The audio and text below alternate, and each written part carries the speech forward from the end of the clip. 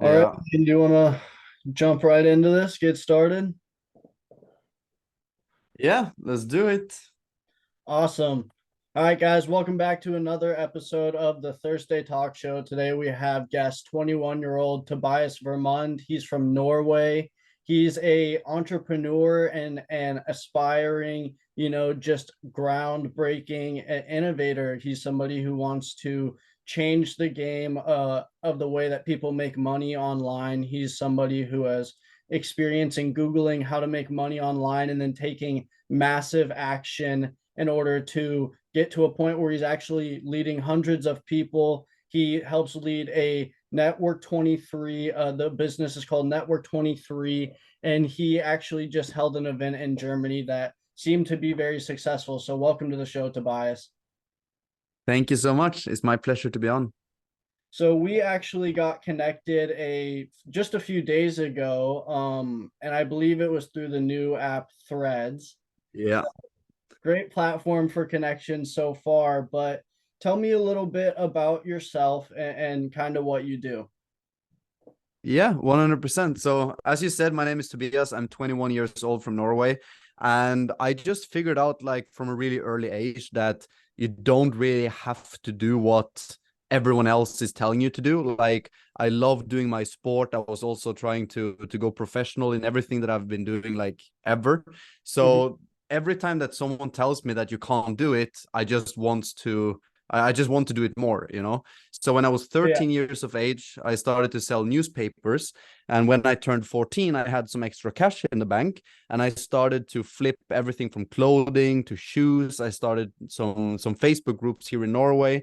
And then when I was 15, I got introduced to network marketing for the first time and affiliate marketing, like how to promote products, how to promote services. And that really changed everything for me because the second you can sell something and you can create value, you get much more paid than you do on your hourly salary, right? So Yeah. I've been never been working hourly salary in my entire life, and that's my goal to never do because I don't want a job, to be honest. Yeah. But when I was 18, I got into sales. So I learned how to speak to people. And then I went full time into network marketing when I was 19. And it has been a really, really blast for the past 2 years. I've been traveling to now 15 new countries for the past 2 years. Because people can say what they want about the industry or digital entrepreneurship and stuff, but the freedom that you get from it, it's something unique, it's something different, and you can't find it anywhere else, to be honest. Yeah, I hear you, man. It's not something that I've dabbled in a whole lot, but it sounds like you're a hustler from a young age. I remember my dad actually had me do a project with my siblings where he gave us some cash and none of us at the time knew anything about stocks or investing or anything like that. And he's kind of like, look, this is on you. You can learn as much as you want, but by this date, this much is getting invested and it's your choice and like what they're getting invested in. So you can Yeah. either throw a dart at a board and just kind of see where it lands, or you can actually do your research and that kind of sparked my interest in investing and things like that. So that project, I mean, made a huge impact on me. And that was when I was like 14, 15, 16 years old. So similar sort of thing. And then as I started to get older, I rolled more into real estate and started to learn more about real estate investing. But yeah, I hear you, man. It's the same sort of thing for me where I never really wanted to work a normal job. I think the only normal like average job where I've worked in a store or whatever was scooping ice cream for like a month. And I just like Mm. I was like, I can't do this. I can't do that. Yeah. And so, yeah, I mean, right out of high school is when I got my real estate license. So similar sort of thing. But it seems like people there are a certain group of people around our age that have that bug, that thing about them where they're just like, I don't want to go the conventional route. And it's cool to see because you're from a completely different part of the world. So it's cool to see that it translates to other parts of the world too, and that it's actually very like you can be very successful with it from a very young age. And guys like you are the proof of that. So that's very cool. Talk a little bit about the event that you just had in Germany. Yeah. So like for the past couple of years, like now 2.5 being inside of this industry, this company, We're of course hosting a lot of different types of network events, business events, product launches, system launches. And now with everything going on around Network 23, our business, we decided to do like a proper launch now in Germany. And we was a little bit over 200 people from our team, from our organization in Frankfurt in Germany. We had some speakers from Dubai. We had some speakers from the United States. So it's really, really cool to see that a lot of people showed up, a lot of people, only people from the team. And we are over 200 people that shows up in Frankfurt. Some went from Norway, Denmark, all over the country in Germany. So it's cool to see that people come from everywhere just to meet the event that we hosted. And that's something that really gives me goosebumps, because when you create something and you realize that it's growing much faster and much bigger than you were like initially thinking. Like we're now in 24 countries, and that's just mind-blowing to me. Like 24 countries we're making an impact in, and that's something that's really cool, because people really need what we do. So that's awesome. Yeah, I agree with you. That is really awesome. But it's like it's something that seems so big though. It's like is it hard to wrap your mind around, like at the age of 21 years old, you're helping run a business that is very successful in 24 different countries. You have over 200 people coming out from different countries around the world to your event. Like, is that hard to wrap your mind around? It was like, if you would, I really like this way of thinking. I remember like I got taught it from my mentor once, and he said that your biggest dream today, when you're actually ready to receive it, it will just feel like a high five moment, right? It's like you Yeah, and your best friend, you're just high fiving over it. Like, let's say you have a goal of an income goal, right? You have your X amount of dollars you want to make a month. The day that you're ready to receive that amount of money, it will just feel like a clap on your shoulder, a high five with your best friend, and you go to the next goal. And yeah, that's something that's really, really true, because when you start to do that, like let's say in your example, like your biggest dream was probably to get like your real estate license. And then your next dream is to buy some real estate. And then your next dream is to have $100 million in real estate portfolio. And yeah, every single I step on the way, of course there's a lot of steps in between those, you'll just feel like, oh, I just did it, what's next? I just did it, what's next? So that's yeah. like the feeling that we have now. Like we know that people need it, we know that we should expand. Like as I told you about last time we connected as well, like we're really ready for the United States as well. Like imagine blowing up there. We're ready for really all the countries, all the continents on the world. And it's cool to see what's going to happen for the next couple of months as well. Yeah, I mean, especially in the States, I've noticed recently, like there's a huge influx of young people looking to find ways to take massive action and make lots of money and make a big impact. And unfortunately, some of it is a little bit rooted in selfishness, but realistically, I Yeah. think even if the positive, like the outcome is positive, that's okay. Um, but yeah, I think it would be really cool to see more like younger generations being able to have accessibility to that sort of thing. But I also think like what you're saying, it's a bigger reflection on of like it kind of means it's a reflection of the actions that you're taking in your everyday life, right? Like you're not going to hit the goal unless you're taking the action. So it shouldn't exactly like be a surprise when you achieve these massive things. It'll just be like high five, we did it. Good stuff.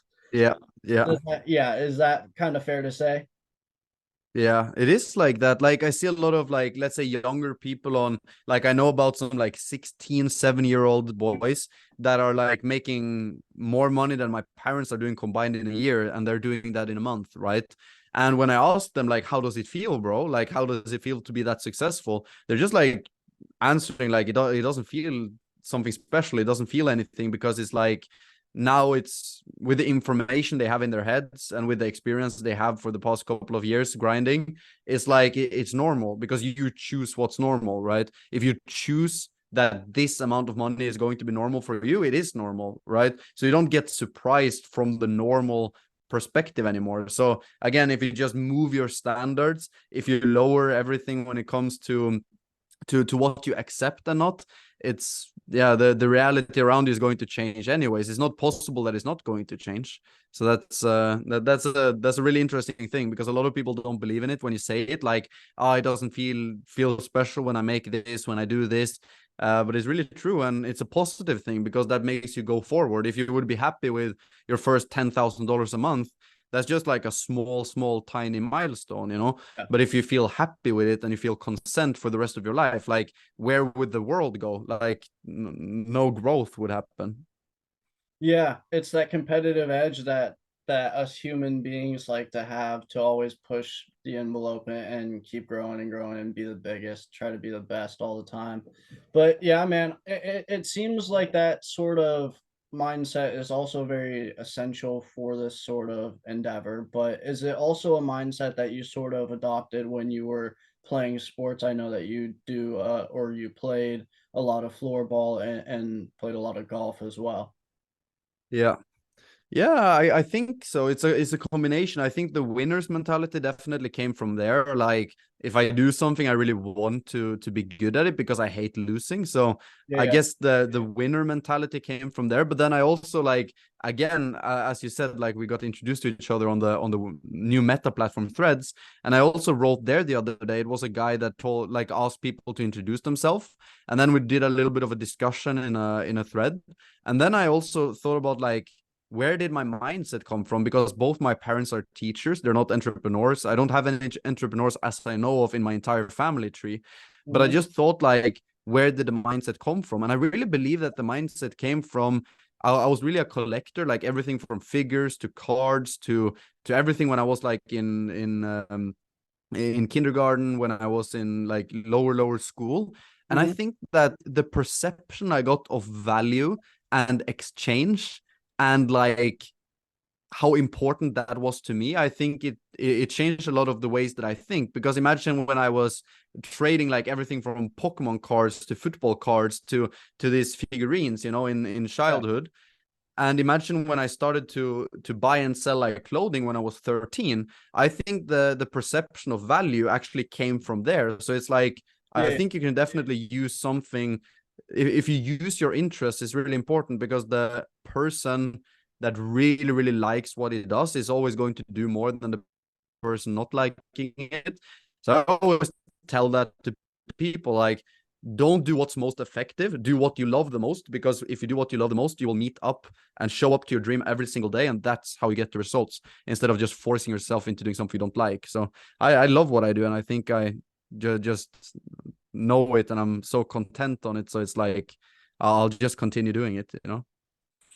Yeah, I know it's a very common thing in America for people to have jobs that they don't love, that they actually Yeah, hate, it's crazy. stay around Yeah. for just the income. Is that a very common thing in Norway? Bro, it's crazy. Like, I remember Googling it for the first time. I believe like 60-70% in America don't like their job. Like, not don't hate their job, but don't like it. Like, if you just Google it. And I did it like as a little bit of a social experiment, because as I said, like, we do a lot of events all over Norway, all over Germany, a lot of different places. And when I had a physical event, I was speaking in this like big classroom. It was not in front of a class, but after school, we just like people between like 20 and 30 mostly. And we were around 100 people. And I, at the end of my presentation, I spoke a little bit like more openly. And I said to the crowd, like, genuinely, who have a job, right? Everyone, like, it was like 70-80% rose their hand, like, I have a job, part-time or full-time. And then I said, before raising your hand, really think about the next question. If you genuinely, with your hand on your heart, love your job, raise your hand again. Zero Yeah. people. Yeah. Zero out of almost 100 people could not say that they like or love their job. Yeah. And that's just like crazy to me. I get goosebumps talking about it, because how can people have the perception of life that they just have to do something because it's normal, right? Yeah. If I can tell anyone that I can help you make $3,000 a month within like 3 to 6 months, and you can potentially quit your job if you really do an effort, and they're like, nah, I feel like it's safe over here, but you hate it. Yeah, but my mom and dad, they worked until they're 60, so it's normal. Yeah, but it's not normal anymore. You have the Wi-Fi. The Wi-Fi didn't exist when your parents got their school degree. You know, they didn't get thought that it's other opportunities. So it's really important to think about that, because if you do something you hate for too long, you start to accept it. If you do something you hate and you start to normalize it, you will just go ahead with it. Because if you do a job you hate for more than 3 years, I can promise you that you can accept it. It's just like, no, it's okay. These 8 hours a day, they're gone. You just look at it as gone. Yeah. And it's so hard to reprogram and fix your paradigm after that, because you have been shaped into it, you know. So you have to fix that from an early age, or else it's much, much harder. Yeah, I agree with you. Would you say that you're a very self-aware person or a pretty like observant person in general? Yeah. I think it started when I started to write down my goals, behaviors, like what did I do to achieve this? Got some mentorships going, so it's like other perspectives on what I do, how I do things. So yeah, yeah, definitely. I think it's super important. Yeah, I think that's a big like part of it though, is like a lot of these people they do meander through life because they really aren't aware or observant enough of like what they're, I guess, wasting, which is their time that they can't get back. Like there's a basic understanding that you exchange your time for money, and so for people like us, there's a goal to exchange less time for more money.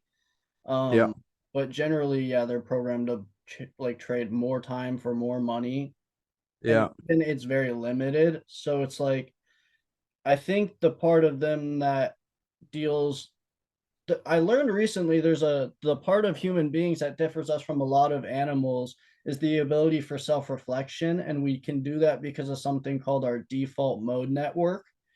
And a lot of people like that are more self-aware have a more active default mode network, and some people obviously have a less active one, so they're like they just don't have the ability to self-reflect as much. And I think with that yeah, fortunately comes a little bit more I don't want to call it ignorance, but we'll say less observant of like yeah, kind of realizing what they're actually doing or wasting. But also, like you said, it's just that routineness, that mundaneness, they just get trapped in it. And there's nothing else that they can do too, because you get a lot of these people who then put themselves in debt and because they try to, like, they hate their job, they want to do something fun and that makes them happy. And a lot of the time that's buying stuff or eating out or going on vacation or buying nice clothes and cars and things like that. And they'll put themselves in debt and get trapped. So I think it's a key like part of that to have that self-awareness, and to be able to realize and also to track, even like especially if you don't have the self-awareness, you should be tracking your stuff so you can have it like physically in front of your face. Hey, this is yeah, what you're wanting to do and this is what you're doing. Here's where you're lacking.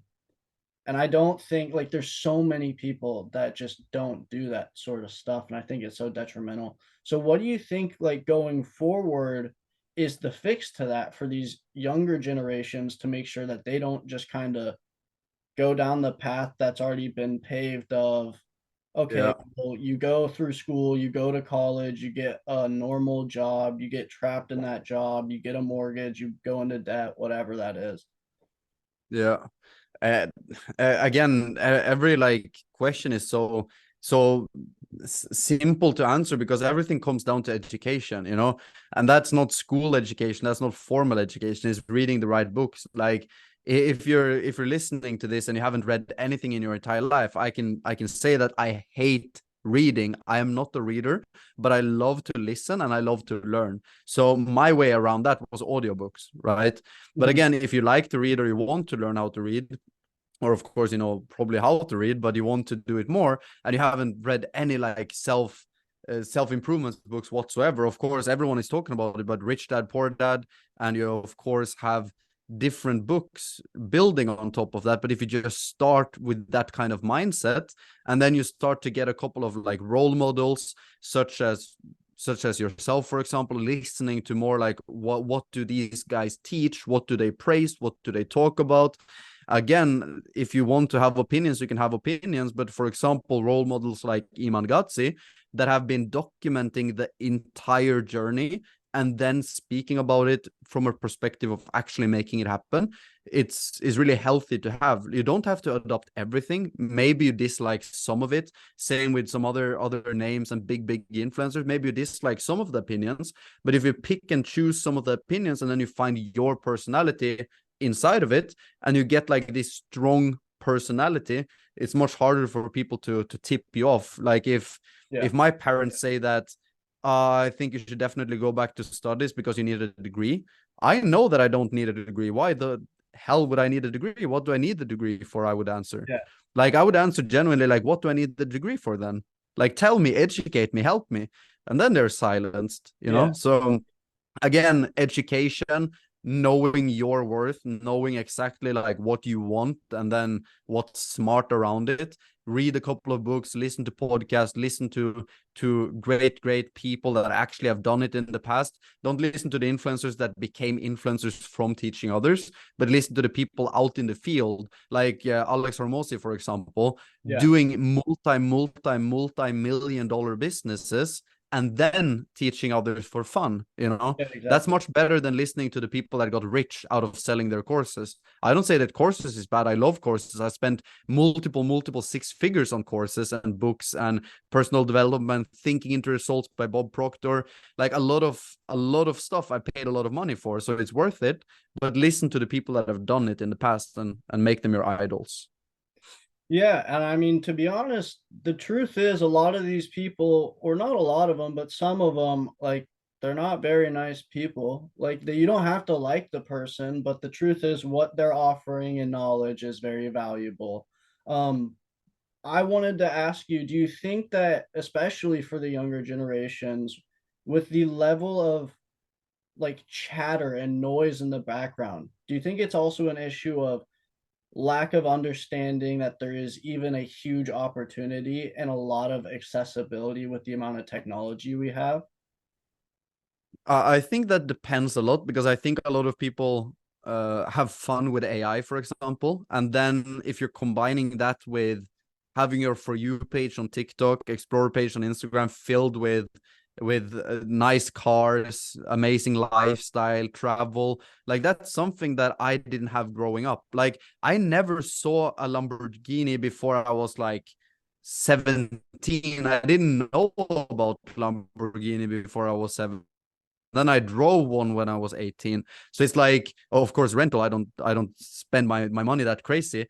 But the thing is that when it comes to now, people are conditioned. Like I get a lot of messages on Instagram from 15-year-old boys saying that, how can I make it? Right. I didn't think about making it when I was 15. I just think I started to make money and stuff. I got into affiliate marketing for the first time, but I didn't know what kind of success was. I just did it for fun because it was fun, because I didn't have social media at the time to see the bigger picture. But today, when you see people that's 20-year-old and you see that they're driving these cars and they're doing these things, or influencers, YouTubers, of course you can stretch your vision, because vision is belief. Vision is actually seeing something that I didn't understand. Like I thought vision was a thought of something in the future, but vision is actually your eyesight. Like you have to see it to believe it. So when you start to really look at these influencers that I didn't have, I think you stretch your vision a lot. Combine that with AI technology, everyone knows about it. I think it's hard to find a 15-year-old boy that are on social media that doesn't know what AI is, doesn't know what ChatGPT is, you know? So I think that's fair. again, yeah, I think everyone knows it. I think the world is going the right place. Let's see if the world think they're going the right place, because when the more powerful people realizes that the 13, 14, 15-year-old boys are going to crush it before they're 20, let's see where that goes. Yeah, that's fair. I mean, in this saturated industry, though, especially in the social media side of things, how does one, especially a young person, stand out in a way that they're really providing value, but also able to be genuine and authentic? Yeah, definitely just do what you love, you know? Like, again, I've been wanting to just launch my YouTube channel for like so long. And then I realized, like, when I was on holiday now in Greece, or holiday, I don't call it that, but for the other people to understand it, I call it holiday when I travel. But of course, I'm just working from there. But the thing is that I just realized that I've been spending like 4 or 5 months like planning my videos, scripting a lot of videos. I think I have like 12 scripted videos. I already have 10 pre-made thumbnails just to make the algorithm a little bit happier, you know. But now I just think about it like, let me just turn on my camera and record, you know, just like start post Yeah. myself, post what I do. Yeah. And that's definitely what you should do, because when people fall in love with your personality, it's so important that that is actually your personality instead of you faking it. Like, I have a couple of influencer friends, like half and half are like faking it and are super real, you know. And Yeah. the people faking it, they're really, really tired. Like, these days they're like, oh shit, I have to post 2 3 times every single day on these short form platforms. And it's like, I'm not even myself when I'm in front of the camera. And the second they turn off the camera, they're completely different, you know? So you have to like turn on your switch all the time. But if you start from day one as yourself, you don't have to do that. So definitely be yourself, stand a little bit out. Don't only copy everyone else. Try to do something original, but also do what works. Don't reinvent the wheel, but do it your own touch, definitely. Yeah, I'm with you on that one. I'm with you on that one for sure. And I think the big part of like when people, because I agree with you on the half and half thing, when people decide whether or not they're going to have a social presence, it shows a lot about their self-awareness. Because it's like you obviously know that if you don't want to show your real personality online, that there's obviously something undesirable about it and you're trying to mask it. So instead of Yeah. like, faking it, why don't you either fix it or then just be honest and authentic and say, hey, I'm not the nicest person, but I can provide value in these ways or whatever it is. Um, but yeah, it is tiring, and I think those people tend to be the crouchier ones when you interact with them off camera. I mean, you hear the stories all the time. Like specifically recently, like James Corden just getting torn apart because he's so rude off camera and off his show, but then on camera he acts like the nicest guy ever. But yeah, you do see a lot of that. Yeah. Yeah, definitely. You can't fake it in the long run. It's going to be really, really hard. There's a camera everywhere now too, so there's so much accessibility to catch you in the act. Like it's not hard. Yeah. Yeah, true. So as far as like in your day-to-day life, like outside of work, what do you tend to do? What do you tend to like doing as hobbies and things like that? Yeah. So I really still like my sports. Of course, when it comes to playing floorball, you need like a hole and stuff. But of course, I do these freestyle videos. So I tend to sometimes just go outside, like outside of our house. We have like a shooting range, so I can just stand there for 1 hour, 2 hours, just combining it, like having phone calls in my AirPod and then like shooting floorball stuff. And then, of course, I still love to golf. I haven't been playing a full round in 1 year, but sometimes I just go to the golf course and hit the driving range. Still think it's super fun just to do that. And then, of course, I love to exercise. I've been like in a little bit like back and forth relationship with the gym, because in 2020 I broke my collarbone, so it's like a lot of my favorite exercises is a little bit like scary when it comes to like scaling the weight. Yeah, So now, like 6 months ago, I decided to do a little bit more like calisthenics type of vibe, outside type of vibe, yeah, just to like control my own body before that. And that also gave me like a really, really boost, because when I first got my muscle up back, like now 1 month ago, I feel like, okay, now I can control my body again. So outside gym, a little bit of sports. I love traveling. I love eating food. I love being with family. Combining all that into my business lifestyle, because again, like network marketing, our industry is probably the best industry in the world to combine everything in, because we're not stuck at one place. So since my business is to talk to people, interact, have fun, meetups, like doing all of these things, I just tend to like also do that as a hobby. I got taught that one day, and I do it. Like, I tell everyone that if you make your if you make your your hobby, or you make your job into your hobby, you never have to work again. And that's something that's truly, yeah, super true. So it's important to make that happen. Yeah, it's like monetizing the things that you enjoy doing. That seems to be a common thing Yeah, I hear a lot from people that tend to be on the more successful side. And it's like what you said, you're never really working a day in your life. Obviously, there are ups and downs within it. And I think the yeah, overarching idea is just to, monetize the things that you are already doing every day, because why not? Like if you can, why not make more money off of it? So yeah, as far as like with that sort of stuff that you do, because you do the network marketing, you run network 23, you hold these events, you're connecting with people online, you're using and building these tools and communities. Like what is your goal moving forward, and what can we expect to see from you in the future? yeah.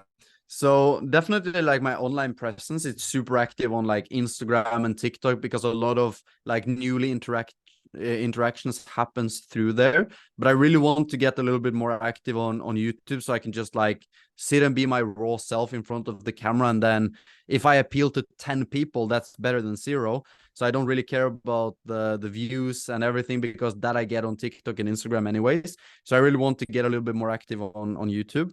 And then, of course, I want to enter all the continents together with Network 23, together with the business. So to anyone, I just love to interact, help, and then scale. And my favorite thing about my business is that I make zero money if I don't help other people make money. So Mhm. that's a really good thing, because then everyone that contacts me on Instagram, for example, I have to help them make money before I can make the big money, you know? Yeah. So that's a really, really cool thing working with me, because I have forced you into making money, or else I'm not doing business, you know? So that's a really, really cool thing. So definitely to grow the community to around 10,000 people before next year is over. And then we want to do in 2025, we have already set the goal in the middle of the year. We're going to gather 10,000 people in one stadium just from Network 23. And then we just get the best, biggest guests when it comes to entrepreneurship, mindset, development, everything on stage, having a lot of fun, a lot of competitions, giveaways, mindset, just crazy stuff. So that's the vision going forwards. So if somebody wanted to, I guess, join the community of Network 23 and they connected with you, take me through the process of what it would look like from when they connect to you to them joining the community. Yeah, so to be honest, it's pretty simple. Like I created one video on 15 minutes that explains you exactly like what I do, how I do it, and how you can do the exact same. And the thing that I value the most is the step by step by step system. Like when I started in business, imagine how much money I could save if I would actually have a system. Imagine how much time, how better experience I would have if I would just get like everything that I have today. And that's like the person I tried to become, the person that I really wanted to help myself when I was 15, 16, 17, 18, 19, 20. But I had to figure out everything myself, you know? So we have a step-by-step system, everything explained inside of one video. I actually have the video in my bio on Instagram at the moment. Maybe I'll change it in the future. So if you look there, maybe you'll find some gold. And then we have different solutions for different people. But again, I don't make the big money until I make you make the big money. So Yeah, that's a really big comfort for a lot of people working with me. yeah, it's the same thing with my job. Like commission-based real estate.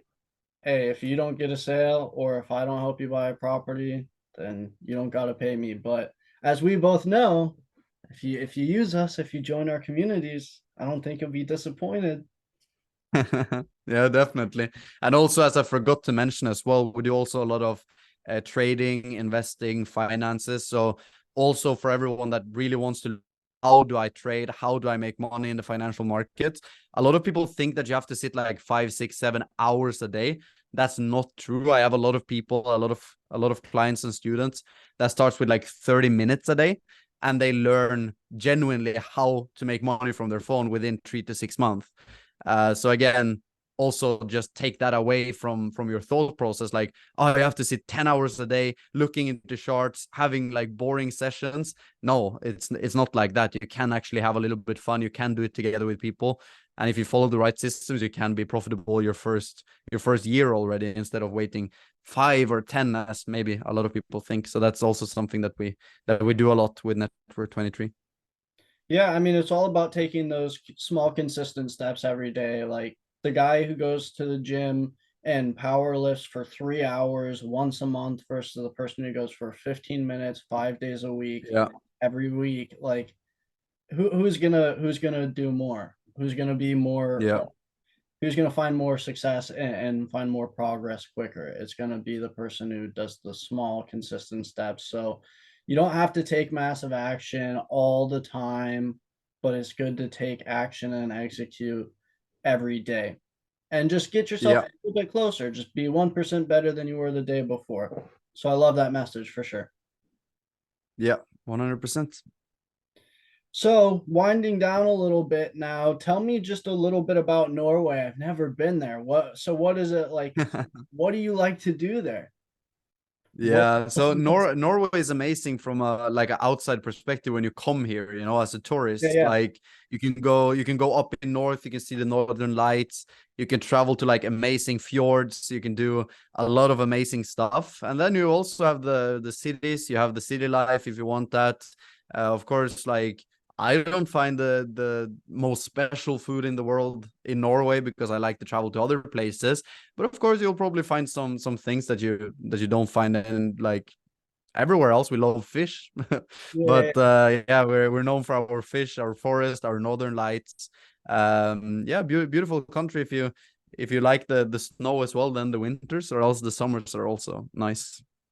Yeah, I've never been. I mean, I haven't traveled too much in general outside of the US, and I want to. But that yeah, it's always somewhere that I've been curious about and I've never known much about it, but that sounds awesome. One day, bro. Yeah, hopefully soon. Hopefully soon. So you said that you have plans to move Network 23 into the US. Yeah. When can we start to expect that? And then where can the people find you on socials and things like that? Yeah, so my socials is just my full name. If you search for it everywhere, you'll find me everywhere, like Tobias Vermund, like straightforward. And then I expect to enter the States like right away. I have some meetings today and tomorrow already with people from the States that's really, really hungry to be like the first ones being out first, because of course it's a big benefit of starting something. And we have the payment processors, we have the business, we have everything. We even set up a different company inside of the States just to receive money and give out money. So yeah, we're ready to launch. So it's exciting. Awesome. So you guys heard him. You can find him at his name on socials, but also you can find Network 23 on Instagram at Network 23 Yeah, official, I believe, if you wanted to yeah. check that out. But Tobias, it's been amazing having you on. I know we haven't known each other for very long, but it feels like we've been buddies for a while now, just kind of chatting back and forth here. But it's been amazing chatting with you, and I thank you for coming on the show. Thank you so much. My pleasure. I hope you have an amazing rest of your day.